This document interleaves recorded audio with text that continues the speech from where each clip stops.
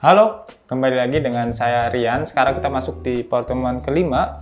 Di pertemuan kelima ini kita akan membahas bagaimana strategi pengembangan AI dalam bisnis ya.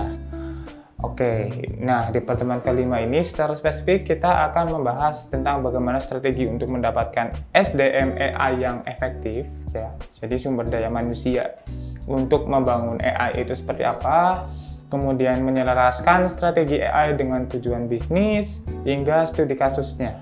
Nah, yang pertama bagaimana cara kita menentukan atau melakukan strategi untuk mendapatkan sumber daya manusia yang bisa membangun produk AI kita nih yang secara efektif ya. Kita tentunya pinginnya merekrut AI engineer atau orang-orang yang pintar, dalam tanda kutip pintar itu bisa melakukan project, kemudian bisa melakukan project-project AI yang sesuai dengan permintaan dengan perusahaan. Oke, pertama-tama kita harus memahami bagaimana representasi daripada perbedaan-perbedaan jabatan pekerjaan di dunia AI. Ya. Ini ada disclaimer dulu nih. Merekrut talenta AI terbaik adalah tantangan besar karena pasokan profesional yang berkualifikasi sangat terbatas.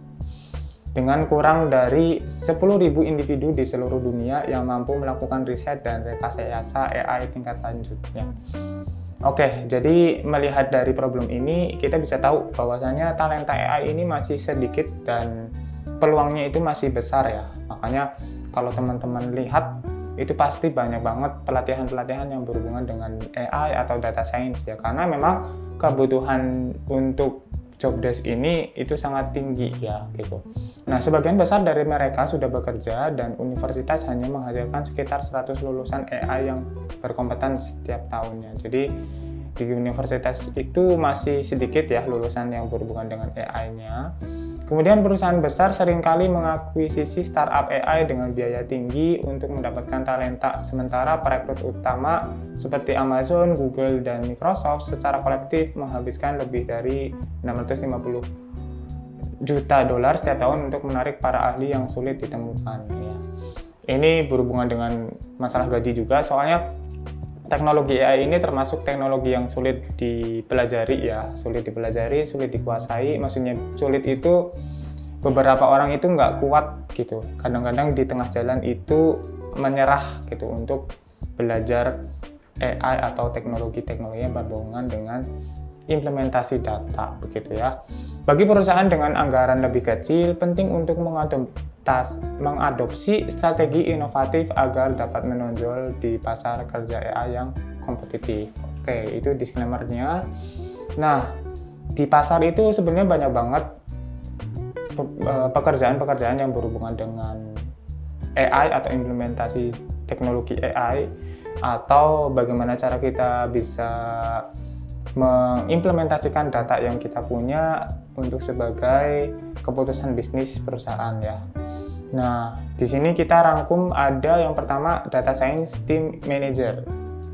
Nah, biasanya kalau Data Science Team Manager ini memahami cara terbaik untuk mengelola dan memaksimalkan produktivitas tim dalam project data science. Itu kayak project management tapi khusus untuk pengembangan produk data science ya.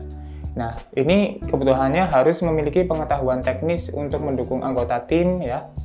Kemudian keterampilan komunikasi dan menghubungkan antara departemen teknis dan departemen non teknis. Ini berhubungan dengan manajerisasi. Kemudian yang kedua ada machine learning engineer. Machine learning engineer ini bisa membuat solusi machine learning untuk memecahkan masalah bisnis dan pelanggannya. Ini disesuaikan juga dengan studi case atau produk dari perusahaan. Ini bertanggung jawab untuk membangun model AI, manajemen infrastruktur, dan operasional proyek machine learning. Nah, ini juga machine learning engineer juga bisa bekerja sama dengan data scientist dan data engineer. Sedangkan data scientist itu mengumpulkan, membersihkan, hingga menganalisis data untuk mencari pola dan membangun model prediktif. Nah, data scientist dan machine learning engineer ini sebenarnya sama ya. Sebenarnya sama, tapi secara spesifik kalau machine learning engineer ini lebih ke masalah model deployment, manajemen infrastruktur, dan operasional project ya.